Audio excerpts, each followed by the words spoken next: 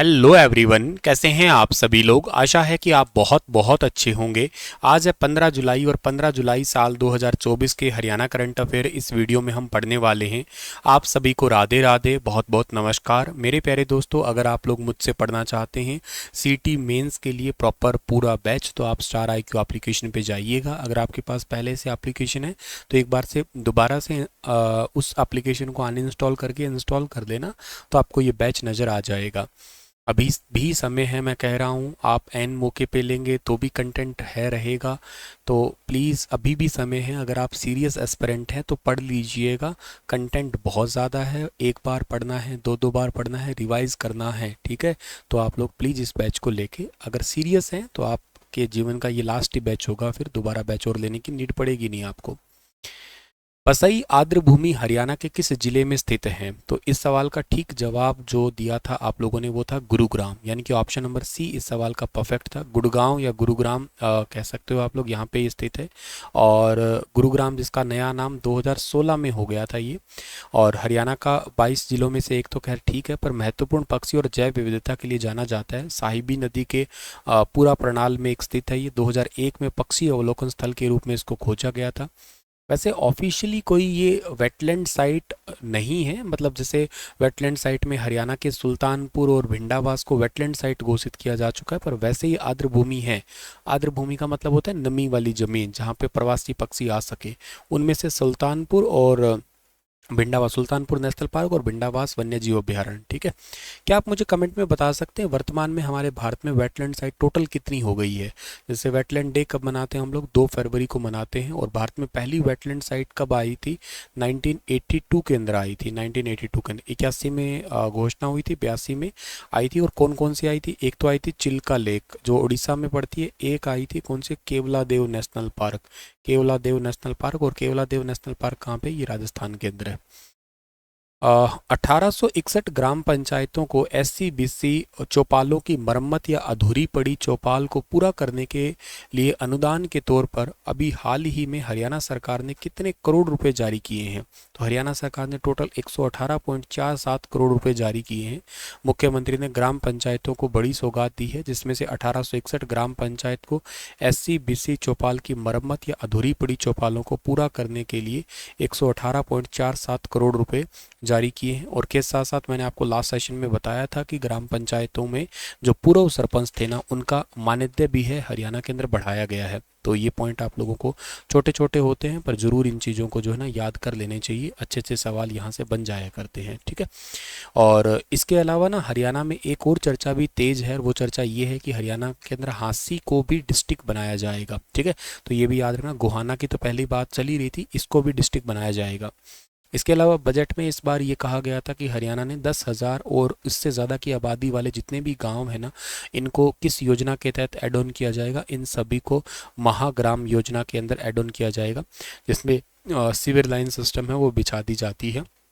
और इसके अलावा एक बात और याद रखना है कि हरियाणा के अंदर चालू वित्त वर्ष जो अभी करंट फाइनेंशियल ईयर है, साल 2024-25 के लिए, इस बार का बजट इनके लिए कितना दिया गया था? तो इस बार का बजट इनके लिए दिया गया था 7276.77 करोड़ रुपए। ये ग्राम पंचायत के लिए आवंटित किया गया था टोटल। और ये कितना परसेंटेज बढ़ा है पिछले के मुकाबले? तो पिछले के मुकाबले 17.11% जो है ना वो बढ़ा है। तो ये याद कर लेना है आप लोगों को यहाँ पे, ठीक है। सो आगे बढ़ते हैं। अगला सवाल हमारे पास में है कि हरियाणा में सेना के लिए पॉली क्लिनिक की तर्ज पर कितने नए अस्पताल खोले जाएंगे? तो सेना के लिए पॉली क्लिनिक की तर्ज पर टोटल अस्पताल खोले जाएंगे 3। ऑलरेडी हरियाणा में रेवाड़ी, रोहतक और महेंद्रगढ़ में जो सुविधा बढ़ाई जाएगी, लेकिन पंचकुला, अंबाला और हिसार में सैन्य हॉस्पिटल या पॉलीक्लिनिक चल रहे हैं, मतलब ऑलरेडी हरियाणा में चल रहे हैं। और रेवाड़ी, रोहतक और महेंद्रगढ़ के अंदर ये 3 हॉस्पिटल और बनेंगे हरियाणा में। तो सेवारत सैनिक, पूर्व सैनिक और उनके परिवारों के लिए हरियाणा सरकार की नई पहल है। आर्मी पॉलीक्लिनिक की तर्ज पर हरियाणा में बढ़ाई जाएगी स्वास्थ्य सुविधाएं। अच्छा, हेल्थ से रिलेटेड बात आई तो हरियाणा में वैसे हेल्थ मिनिस्टर कौन है? तो हरियाणा के जो हेल्थ मिनिस्टर है वो कमल गुप्ता है करंट में, ठीक है ना, कमल गुप्ता। और कमल गुप्ता कहाँ से जीते हुए? ये हिसार से जीते हुए हैं।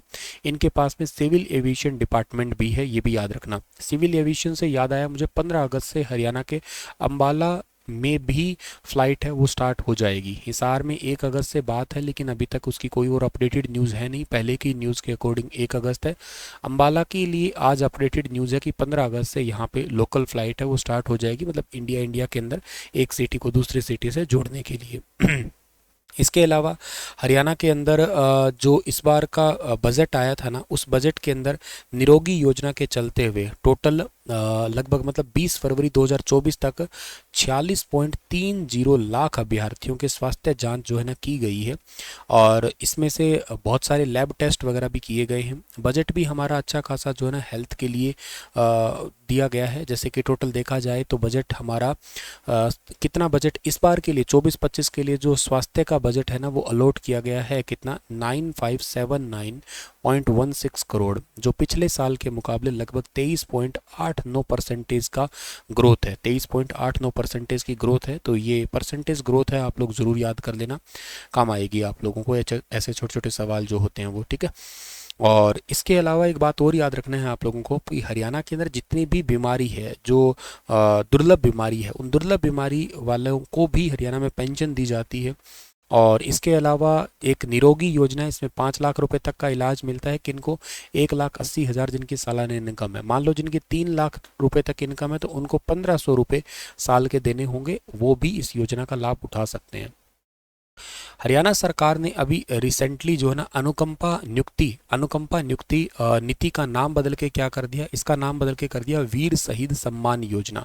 अनुकंपा नीति का नया नाम बदल दिया है। हरियाणा सरकार ने सशस्त्र बल और केंद्रीय सशस्त्र पुलिस बलों के युद्ध शहीदों के परिवार के अनुकंपा नियुक्ति, मतलब उनकी जगह पे कोई नियुक्ति होती है तो अब जैसे होता है ना, फॉर एग्जांपल किसी के घर में कोई आर्मी में लगे हुए पर्सन थे, उनका वो शहीद हो जाते हैं तो उनके आधार पे उनको सरकारी नौकरी मिलता है, उसको अनुकंपा बोलते हैं, लेकिन अब उसका नाम बदल के वीर शहीद सम्मान योजना 2023 कर दिया गया है। सरकार ने इस नीति के खंड 1 क जो अनुलग्न क और अनुलग्न घ में जो है ना मतलब ये किए गए हैं संशोधन, अमेंडमेंट किए हैं। एचपीएससी के जो प्रिपरेशन कर रहे हैं वो इस लाइन को ज़रूर याद रखना, आपको काम आएगी मेंस पेपरों में या इंटरव्यू में भी। और ये तो मैंने खैर आपको पढ़ा ही दिया है, ठीक है ना, कि अनुकंपा नीति का नाम बदल दिया गया, वीर शहीद योजना है। और इसकी घोषणा वैसे किसने की है, हरियाणा के मुख्य सचिव टीवीएसएन प्रसाद के द्वारा जो है ना इसकी घोषणा की गई है, ये याद रखना आप लोग। मोदी सरकार 3.0 मतलब इसका क्या है सर, इसका मतलब ये है कि हरियाणा में तीसरी बार मोदी सरकार अभी के लिए है, और इसमें जो अभी सहकारिता मंत्रालय किसे मिला है, ये मिला है कृष्णपाल गुर्जर को। फरीदाबाद से मेंबर ऑफ पार्लियामेंट बने हैं तीसरी बार कृष्णपाल गुर्जर, और इन्हीं को ही मिला है सहकारिता राज्य मंत्रालय का दर्जा। इनकी उम्र है 67 साल, भाजपा पार्टी से संबंधित है, एलएलबी इनकी शिक्षा है, पत्नी का नाम निर्मला देवी है, बेटा देवेंद्र चौधरी वरिष्ठ उप महापौर फरीदाबाद नगर निगम, मतलब वो भी राजनीति में ही है। पिछली बार भारी उद्योग राज्य मंत्री जो है ना इनके पास था। कांग्रेस के पूर्व मंत्री महेंद्र प्रताप को इन्होंने जो है ना हराया है, और फरीदाबाद से लगातार तीसरी बार ये बने हैं पार्लियामेंट। वैसे इनका सफ़र जो स्टार्ट होता है वो 1996 में पहली बार विधायक बने थे, 3 बार हरियाणा विधानसभा के मेंबर रह चुके हैं। पत्नी का नाम निर्मला देवी है, इकलौते बेटे देवेंद्र चौधरी है। 2014 से 19 में कांग्रेस के कैंडिडेट अवतार सिंह बढ़ाना को हराया था। मोदी सरकार के दोनों कार्यकाल में राज्य मंत्री रहे। 24 में पूर्व मंत्री महेंद्र प्रताप को अभी हरा ही दिया है। 4 फरवरी 1957 को फरीदाबाद के गांव मेवला महाराजपुर में इनका जन्म हुआ है। बीजेपी के प्रदेशाध्यक्ष समेत कई सारे पदों पे जो है ना ये रह चुके हैं, और 1994 से 96 तक भाजपा के जिला अध्यक्ष भी रह चुके हैं। वैसे ये 9 से 13 तक भाजपा अध्यक्ष भी रह चुके हैं। हरियाणा में कोर ग्रुप के मेंबर और कई सारी कमेटियों के मेंबर भी रह चुके हैं ये, ठीक है।